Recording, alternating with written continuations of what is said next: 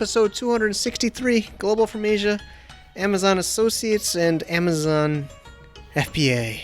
Let's go.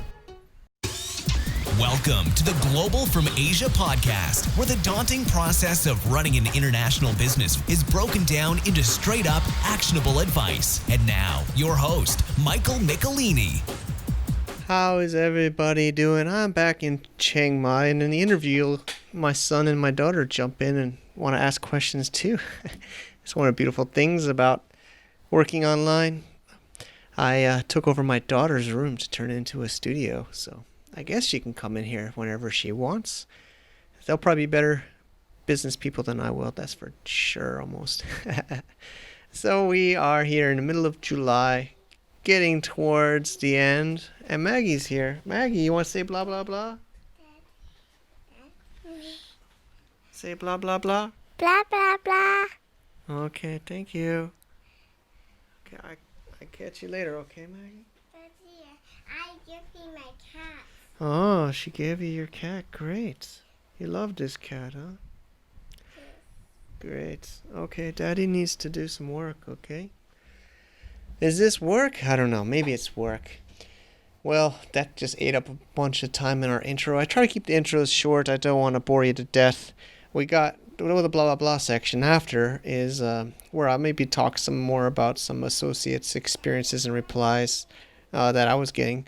But today we got a really nice guest, Matt Diggity.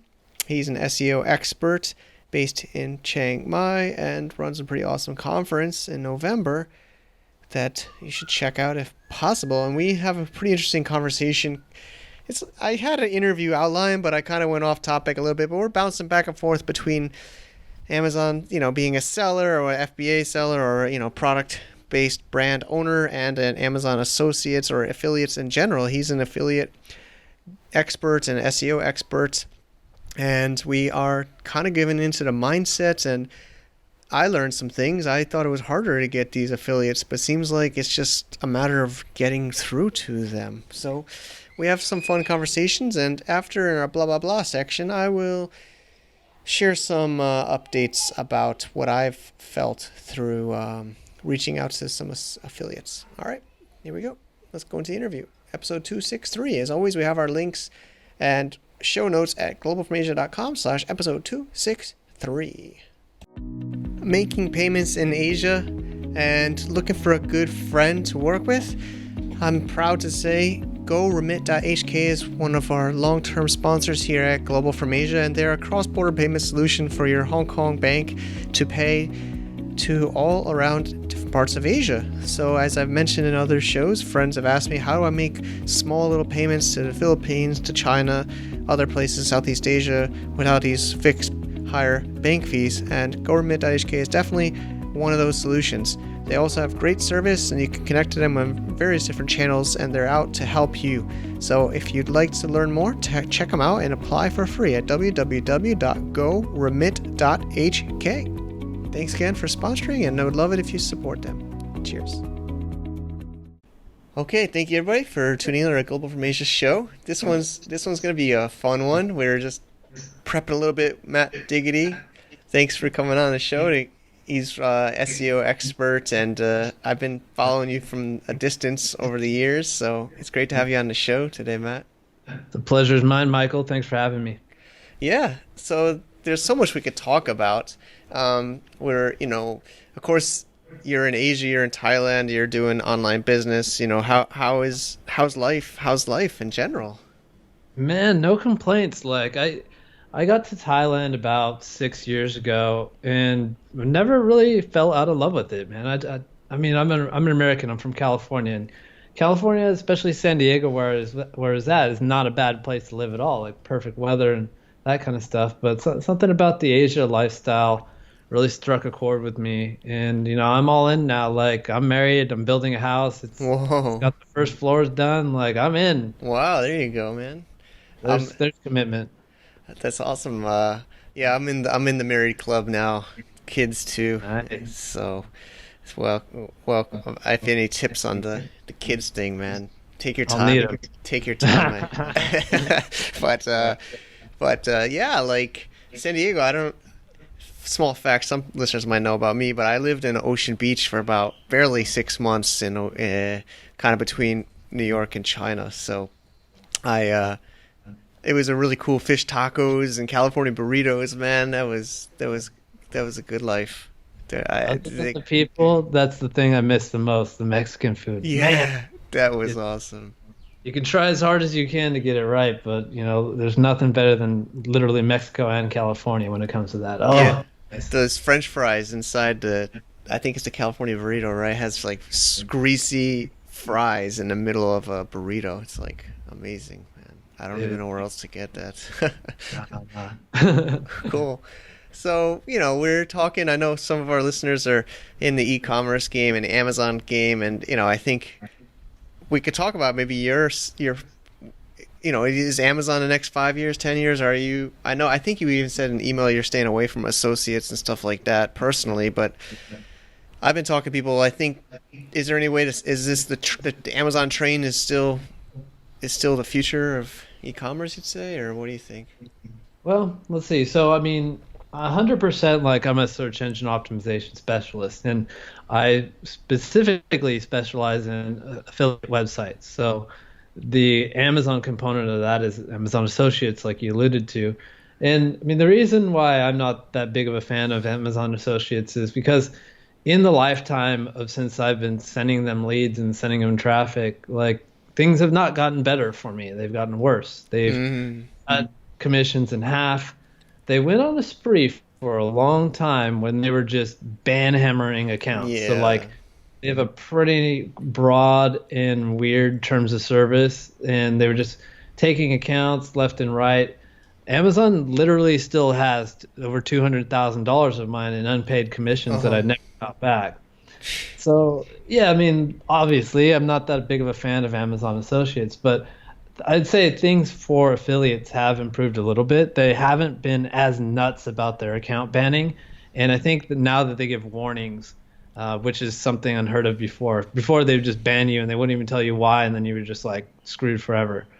Yeah, I got banned way back, and it was funny, actually.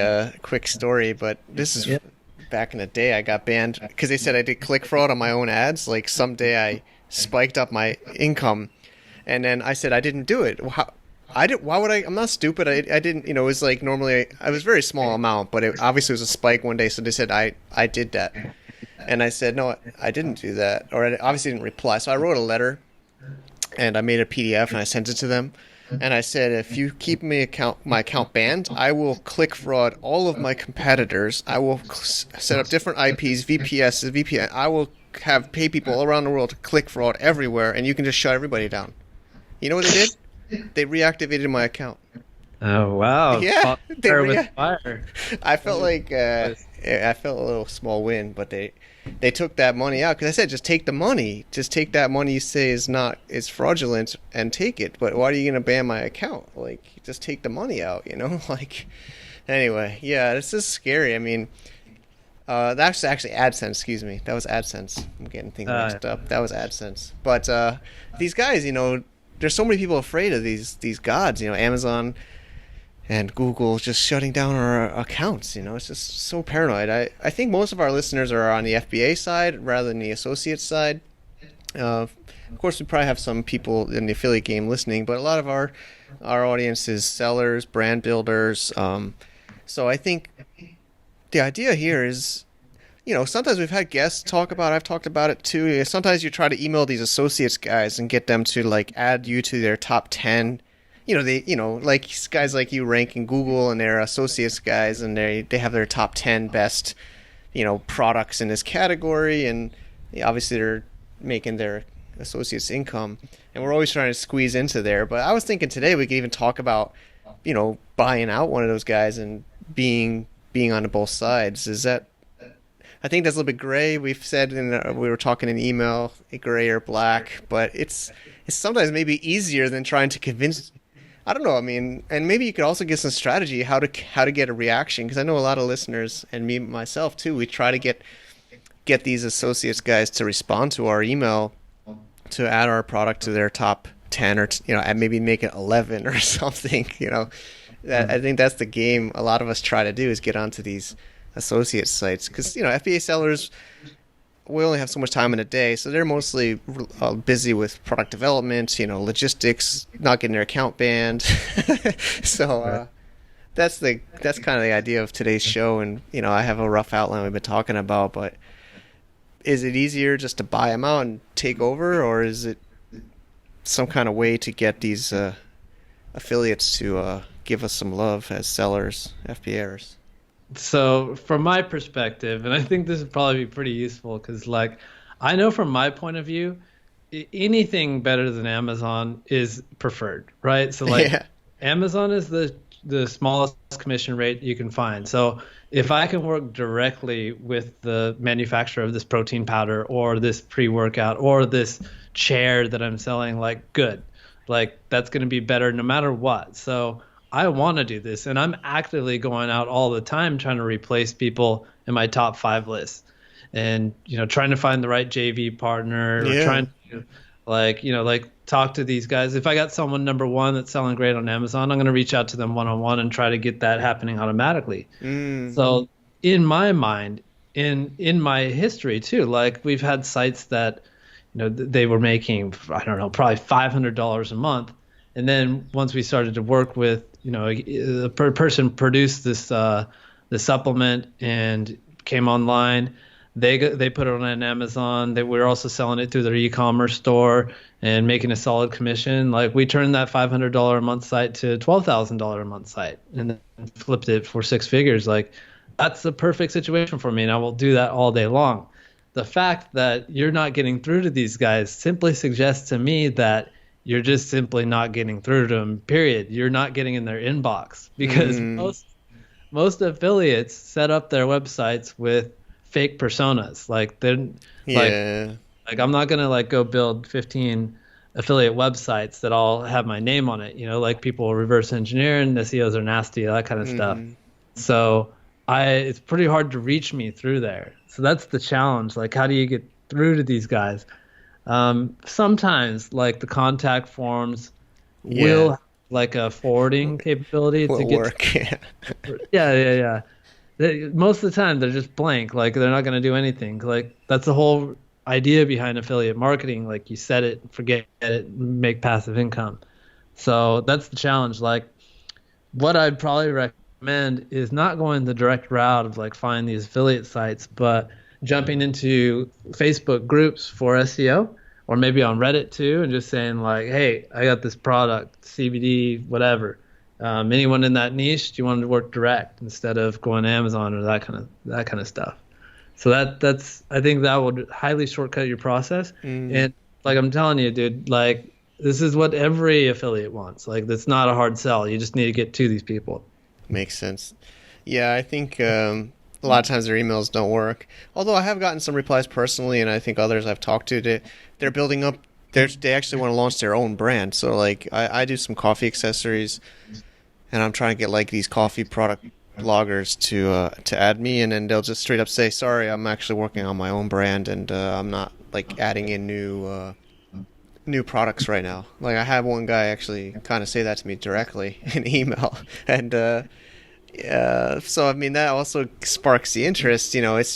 And I think as Empire Flippers has talked about it, there's people that buy an associate site and then launch a private label and just redirect that to their own brands to make, like you said, these small 8% commission. I say 8, or I don't even know with associates.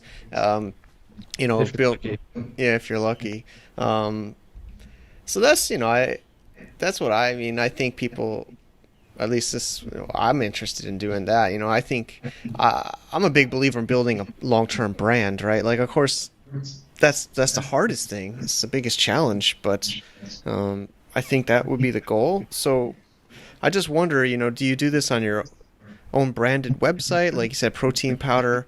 I should probably also set up a separate site that's looks like an associate site, and then I have my brand site. I don't know if you're following what I'm saying, but I guess you make these different websites. What should people do if they want to kind of get exposure to that? Sure. So let me just rewind back a little bit to address something that's super important. it's about networking. It's about finding these affiliates outside the box. Like you mentioned, like coffee, like you have coffee products. Great. I know I have a buddy who runs one of the like highest authority of coffee sites on the web. So like, let me just introduce you after that. But we could, I mean, we didn't have to do this podcast to do that. Like we could have definitely, you could have jumped in one of the Facebook groups and found that instantly. Like, so check out like, I have a Facebook group called The Lab, tons of affiliates in there. There's another one called Proper SEO Group. And yeah, jump in there and just, that's all you got to say. Like, I sell coffee products. You're probably on Amazon. Let's work out a deal. Done. Like, Nice. okay. So to your question about like, you know, how to integrate e-commerce with affiliate marketing and that kind of stuff. Like, this is something I'm also on the fence on too, right? I have authority sites and, you know, we're giving commissions to other people, but is it possible for me to get a bigger piece of the pie? Whether it be like, okay, instead of, you know, recommending people to a second website that has, you know, my protein powder and the different brand that I started, maybe just also doing it on the website itself, the affiliate website itself. And instead of, you know, like clicking offsite for that number one protein powder link, it's going to be just going to the store, right? Mm-hmm. I don't think it really matters. In some sense, it's probably better for conversion if you're sending them to another site, because it seems like I'm a third-party guy reviewing a product. Here's my unbiased opinion, and here's a link to where you buy this person's product, rather than sending them to your own site. So there's that, right? Mm-hmm. I don't touch it, right? So I don't touch it because I know SEO is so challenging and so evolving that if I get into e-commerce, I'm probably going to fall off my horse on the SEO side. They're beasts in itself. So always looking for JV partners and that kind of stuff. So what does someone do if they're in the e-commerce game and they want to get into this and like have another stream of organic traffic coming to their site? Like, you can always try to rank your own website, and those are for e-commerce type keywords. Let's just use I don't know, vaping. So vape pens or something like that. Let's say you're an e-commerce store. You're going to want to rank for keywords like vape pen, buy vape flavors, like all that kind of stuff. These are like bottom of the funnel keywords where people are like really, really anxious to buy. So that's the kind of keywords you want to rank your e-commerce site for. That said, you know, like that's pretty challenging. That's like the bottom of the funnel. That's where the money is. So you're up against all the other vape stores and all that kind of stuff. So you might want to go up the funnel a little bit and you get into the affiliate game. This is where you're looking at recommendations. So you're looking for keywords like best vape pen or vape pen reviews or the review of the X Mark 50,000 vape pens, that kind of stuff. So that's like the affiliate realm. And typically your e-commerce websites and your affiliate websites don't rank those keywords. They don't intermingle. Like they rank for different keywords. They rank for different intents. So how do you get into that game? You can start those websites from scratch, or like you're alluding to, you could buy them on Empire Flippers or whatever. So in terms of the legality of it, like I think in terms of, you know, like it's obviously possible to do that, to like have an affiliate site that recommends your own stuff and pretending like it's a third-party review. Is that legally okay? Like, and by U.S. law, I'm not sure. I'm not sure, but I think it's not. Like, I'm pretty sure it's not. But people do it all the time, like all the time. And, you know, like in terms of if you were doing it on Amazon, send it to your Amazon store, cloak the crap out of yourself. Like that's not the same associates account sending to the same FBA account. Like I'm pretty sure you're going to get smoked in just a matter of time. Agreed. Yeah, we talked at the beginning of the show about, you know, the banhammer, and they're always looking for some excuse. I definitely think in the TOS, terms of service, like I'm even paranoid, you know, we got some Kindle books, and I'm even paranoid to use like associate's link to my own Kindle book. I think that's even, I know some people try to do that for tracking, you know, because you can't really track conversions, but it's something too risky for me, so I just do the naked link, you know, to the Amazon. But right. Well, check this one out. Like my buddy, right? My buddy's got one of the most legit affiliate websites ever. He's the kind of guy who will actually buy the products, have them shipped to his house, and review them literally. He's not just going to like write some fluff review content about it. So he's like a real true reviewer. It's like a real review website. Nice. So he bought like 10 vacuum cleaners one day to have them all shipped to his house, and they banned his account. They thought like, what's going on here? You know, like this. And it wasn't even with his own affiliate cookie. It was a separate, the same login, right? The same Amazon affiliate account login and then their shopping login, but then they connected the two and banned him. Eventually, he got it released, but like that's the degree of ridiculousness we can sometimes be talking about. Yeah, so it's definitely something to keep in mind when you're doing all this. So what you kind of talked about it a little bit already, but so we have a lot of listeners. You actually have to have a brand website to register brand registry now in 2.0 in Amazon to have some unlock features, like video on your listing, etc. So, you have to have a website. It's also for trademarks and things like that. But then are you actually you don't put these reviews and this kind of tutorials on that brand website? I know some people say they do that. They want to have this kind of like educational content, but some people want it to be like a pure play. And then there's like the Gary V, wine library, or he says the emergence of media sites and e-commerce or commerce sites coming together, right? Like, you even see some news web. I saw Fox Nation, they have like a store now, like for the fans of Fox News can buy their own like cups or whatever. But I just wonder what should people, I know people are always asking, should I make a third-party blog? That's not my website, that's like content, and I have my own brand website. I know people are always, even whether we're talking about associates or affiliate or not, just in general, to build authority. And my son is in the interview now. Daddy, Miles. Daddy, I scratch and I not cry. Okay, I'm on a phone call now, okay? Thank you. Ask him his opinion. What does he think? Yeah, he'll be better than me, for sure. Okay, so you're saying like, should I build another website or keep it on my e-commerce site? Whether I buy an established one or start my own, I know people are always wondering. Okay, thank you, Miles. I'm on a phone call. All right, sorry if I go. Maybe I'll leave that part in. Whatever, man. It's funny. It's funny. I like it. Told you, kids changed the game, man. Well, I know where we're at. I know the question to answer, so I'll just go ahead. Basically, in the past, if you were asking me that question, I'd be like, no, take your existing website and then add on a subsection to it and get into like, whereas before you were just targeting vape keywords, buy vapes and stuff like that. You just in the same website do like best vape reviews and all that kind of stuff, because once you start to build some authority with an existing website, like it kind of keeps fueling itself. Like, why would you start from scratch and building authority and trust on a new domain when you already have all this work done? Nowadays, things are different. So Google's starting to kind of theme sites on what's the purpose of this entire website. Like, and usually they're not bleeding. You don't usually get two themes associated with your site. Like, I can't be an e-commerce site and a review site at the same time. I could be one or the other. And I even see this in the affiliate game, where affiliate sites are review sites. They're reviewing vape pens, for example. And you have to keep the right balance between review content, commercial content, review content, best vape pen, best e-juice flavor, and informational content. How to load your e-cig, or 15 different ways to blow smoke rings. Like, that's informational content. And when you fall out of the wrong balance, then Google's like, okay, this guy isn't a review site anymore, and then you get your rankings can suffer.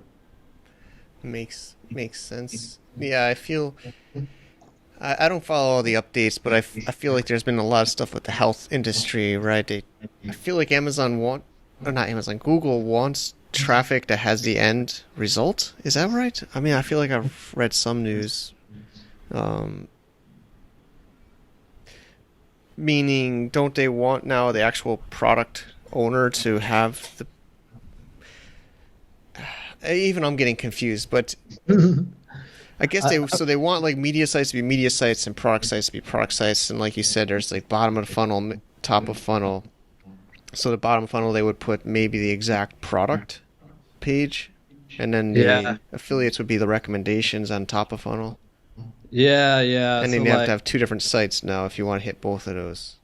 they're really dialing that in, right? So like I got nuked a couple days ago. My traffic got chopped in, I don't know, like I lost 40% of traffic. So and when I looked at the keywords that I lost, it was just like these are keywords I shouldn't have been ranking for in the first place. So like I'm a review website, and where I was used to be number one for multivitamin, for example, that's gone. It's like on page 5 now, but I'm still number one for best multivitamin.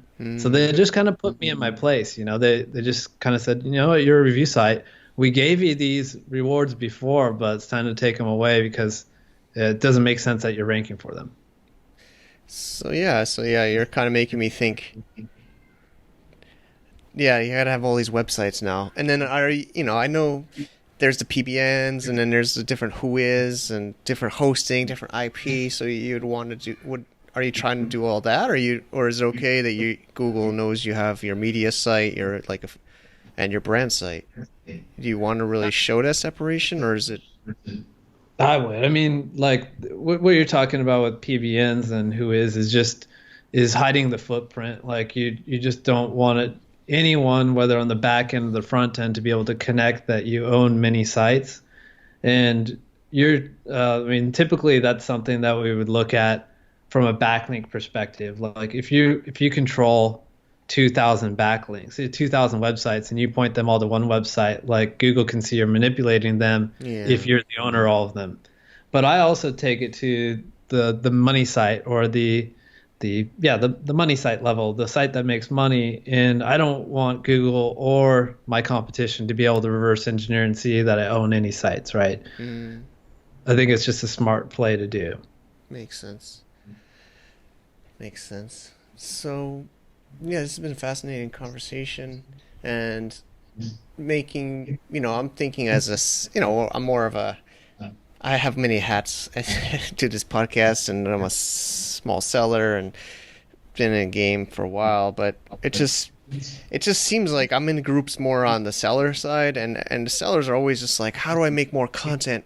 How do I really build a brand? How do I diversify off of FBA, and how do I really, so I guess you're saying, it seems like the theme I'm getting from our interview is the goal would be maybe to find JV partners, and rather than trying to build your own affiliate site, like you said in the interview, you're like, I'm an internet marketer, I'm SEO, I'm a content guy, I don't really want to make my own FBA account and my own brand. So I think it's just about synergizing, right? So maybe the goal should be, instead of trying to build your own affiliate site, if you're a seller listening today, maybe hop into some of those Facebook groups you mentioned. We'll link them up on the show notes, and find partners.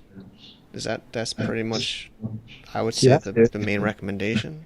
Yeah, dude. So like, as we were talking before, I don't want to jump into the e-commerce game because I know it's a whole different world. I'm gonna have to learn about shopping cart abandonment, stuff that I've never learned before. It's easy to you guys because you've done it before, but I've just never done it before, and I know there's a whole different rabbit hole to go down. Exactly. Right? But the other way around, like from my perspective too, I teach people SEO. Like I have a course, the Affiliate Lab. I do coaching. I provide client SEO. So like I see time and time again, it's nearly impossible to have a different job, like to be a plumber, to be an e-commerce site owner, to do another thing and excel at SEO. You can be okay at it, but okay doesn't get you to number one on page 1. True. To really excel, you got to be full-time SEO. Like you just got to be into it all the time, and that's the name of the game. That's why JVs are advantageous. Agreed. Then I think that should be what people listen to. So I think this show will help people, because I literally have seen people just recently talking, and FBA groups, just like how do I find people that are good at content creation or good at online marketing or good at affiliate. I think you just got to make more of these deals. I think people got to realize in 2019 it's not like the early days of any of these industries. We're in its mature phases where there's people that are specialists and experts at and you just got to work with those kind of people. Yeah, and I mean, the cool thing about the like your audience's point of view in finding a JV partner is like it's just a JV partner. It's just someone who has an affiliate link that's going to you. You can fire them pretty easily, and once you have your affiliate cart set up, you can use Reversion or use Impact or put it on ClickBank, whatever it is, like that work is probably just going to be difficult the first time, and it's not even that hard of work. I've helped people set it up millions of times. Okay. But so like, like if it doesn't work out with that JV partner, big deal, right? You just like, okay, sorry, it didn't work out, and they're not in the program anymore. Or maybe they aren't that good at SEO and they never get to number one. That doesn't matter either. Like you still have your product on the top of someone's list. That's still a good thing to have. Now, if you were having someone do your SEO for you, like SEO is challenging, right? Like there's people that are good at it, there's people that suck, and it's hard to figure out who those are from the outside. So just looking at it from that point of view, there's not much to lose from just trying, Agreed. This has been fascinating. Let's talk a little bit about stuff you're working on. You have a pretty famous now SEO conference in Chiang Mai, which is coming up in November, and if you want to share a little bit about that or other things you're working on. Yeah, dude. So Chiang Mai SEO Conference, November 14th and 15th. The day before is the famous Lantern Festival in Thailand. Those photos with like a million lanterns in the sky. Awesome. Yeah, it's pretty cool coordination on the timing this year. But it's good. I mean, like Chiang Mai is arguably the SEO capital of the world. There's a high level of digital entrepreneurship, and on top of that, like some of the best SEOs live here. So if for the past, I don't know, like 3 or 4 years, I was organizing masterminds and having like the world's best SEOs to come here, and we just get together, party for a little bit, and mastermind. Then 3 years ago, we were just kind of like, you know what?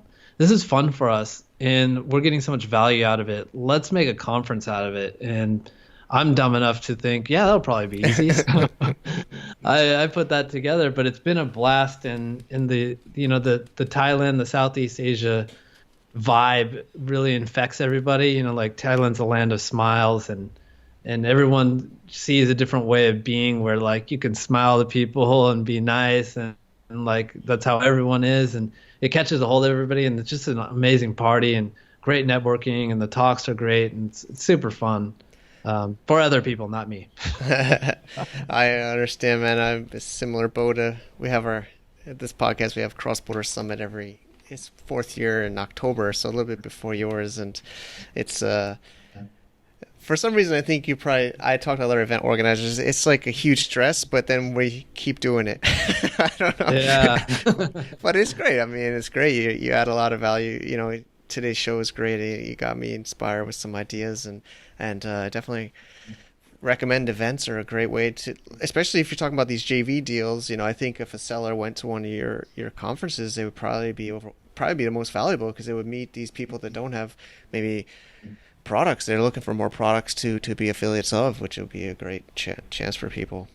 True, though, clean house. Like I said, every affiliate wants this. Every affiliate, anything is better than Amazon. So if you're better than Amazon, meaning you have a product, then yes, nice. Then you're a good fit. Nice.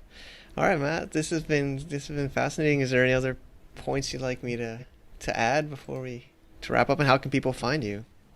Yeah, head on over to diggitymarketing.com. It's like super nerdy SEO. I approach it like I did as an engineer, just very, very data oriented. So if you want to geek out, check that out. But other than that, like if you want me to do your SEO for you, I have an agency called The Search Initiative. If you need some like backlinks, I have a business called Authority Builders that builds white hat backlinks. Chiang Mai SEO Conference. Yeah, good stuff. Okay. Thanks for having me on. Appreciate everything. Thanks, man. And, let's talk soon about the connection I can give you about the coffee. Yeah, we will. That's what it's all about. All right. Sounds good. 3 months to go until Cross Border Summit, our 4th annual this year, 2019, October 22nd and 23rd, this time in Guangzhou, China, right near the Canton Fair. It'll be a little bit further. It'll be a small taxi or a quick subway ride to downtown Guangzhou, where we're going to have 2 action-packed full days of speakers, roundtables, networking with a great group of people coming from all around the world to celebrate doing export-based e-commerce, Amazon FBA, marketing online, and more. I'd love to meet you there, and this definitely supports Global from Asia as well as the community. Check it out at www.crossbordersummit.com. We made it its own dedicated website. Whoop, whoop. All right, I hope everybody is having a great experience after that. I was taking some notes. Maybe join some of those groups, and let's try to marry or merge these product people and affiliate people. And it's definitely, I was just in China for 10 days seeing factories, and it's, I think the biggest takeaway, which we mentioned, was there's people that are good at making and brands or making products, and then there's the good people that know how to move those products or get that traffic. And it's true. I mean, the internet has evolved. What is it, 30, 40 years old now? And you got to just know what you are good at and really focus on what you're good at. So some of my experiences, I mentioned some of them in the interview, but I met some associates, people that would reply to me, and actually, I guess my name is out there a little bit, so I just use my real name. I don't use a fake name usually. I get myself in trouble when I try emailing with fake names, because you can't keep track of which name you are. But so I just use my real name. Sometimes I just use a Gmail or my blog email or whatever. I'm never sure what's the best email to use, but sometimes they'll remember me or hear of me and they'll reply. And some will just be, honestly, they're not sure what's the most valuable thing of their time, or they are working on their own brands. Some did work, and some I've talked about in some presentations, where you get these invites to their events, you get onto the blog, you get into the content. It's similar as Global from Asia. I mean, tons of people want to get on the show. They want to get exposure. They want to share what they're working on. So there's you got to kind of keep an open mind. There's not really a formula. But I did get some rejections. It's business development. It's sales. It's getting outside of your comfort zone and putting yourself out there, and maybe somebody will say no, or maybe they don't reply, but maybe these Facebook groups are a good answer. Matt hooked me up with a coffee blog authority site, so hopefully we can get some results there for the Sisitano brand. It's just about grinding. I don't think there is a magic formula, but also it takes a lot of time. You got to focus. I mean, it's really, really hard for me to be running an Amazon business and this blog, and we got the Cross Border Summit. I think, you have to choose what you're going to be good at. Maybe that's what we should I always think about the title of the show later, but, I think you can't be good at everything, and you have to do one thing really, really well. So, some other experiences. I've been overwhelmed with the podcasts. I was on the road. It's kind of embarrassing. I think it's similar to maybe affiliate outreach or joint ventures, but I couldn't even get on the internet, and I thought it was just a regular phone call. April on the team is new, and she's helping me out with all of our inbound emails, and she booked a call. It was like catch up. It was actually meant to be a podcast interview with another guest in the future, and I couldn't make it, so I was trying to email. I couldn't get a Gmail. I didn't have my VPN, didn't have my any of my tools. I was in the airport in Hangzhou, so I was literally sending from QQ, and it would bounce. Seriously, China's just totally cut off. But this person will be a guest on the show, actually a very influential person. They accepted the issue, but I couldn't even reach them for like a day. I had to send a WeChat to April to try to reach this guest, and I think that's just part of it. I know a lot of us, I'll admit me, I like to sit behind our computers and do things that you push a button and something will happen. But with humans or people, whether it's affiliates or podcast guests or anything, it's going to be a little bit of a magic. It's going to be a little bit of a not smooth process. And I've learned that too with kids. I like to I'm not a programmer, but with the tasks and with their SOPs and our processes and the team, it's also about making things move as smooth as possible, but people get sick. People don't understand the same way that you understand. So I think maybe somebody on your team should be the product person, and somebody should be the people person, or the programmer.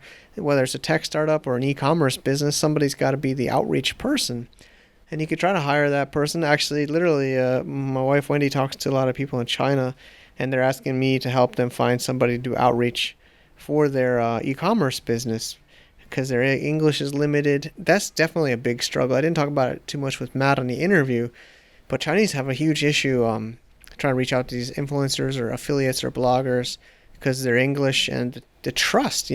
People gotta trust. So when I've been just literally emailing people just as an individual, and I just say I'm a seller on Amazon, and I'm a business owner, and I'd love to make some kind of win-win collaboration with your website. That seems to be the better way than saying email them from a generic email in your company with broken English saying, please promote my product.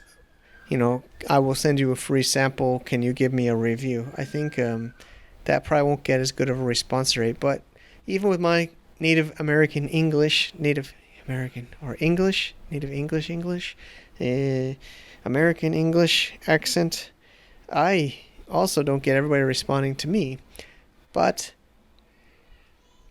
I don't know. I don't know if you guys are gonna like this blah blah blah session. But I think it's just no magic formula, and it does take a lot of time. But it also just kind of gets the word out. People need to know what you do, and you need to stand behind what you're working on. If you're gonna use aliases and different names, it's gonna be hard to have people know what you do and how to find you. So now I'm actually going through this process where I'm Global from Asia, and I'm also a coffee product seller, which is it's kind of confusing to me, at least. Maybe not to you. Do you think it's confusing? Maybe let me know. All right, let's wrap up this week's show. I'm going to go take out Spider-Man. My kid, man. Miles is just crazy about Spider-Man.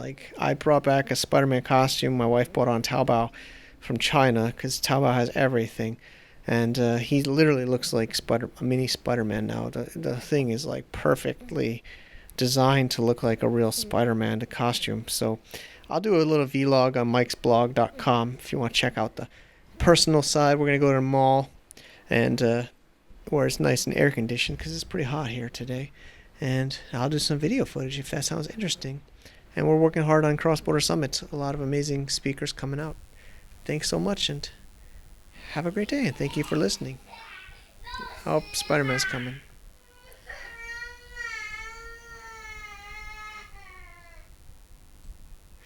Oh boy.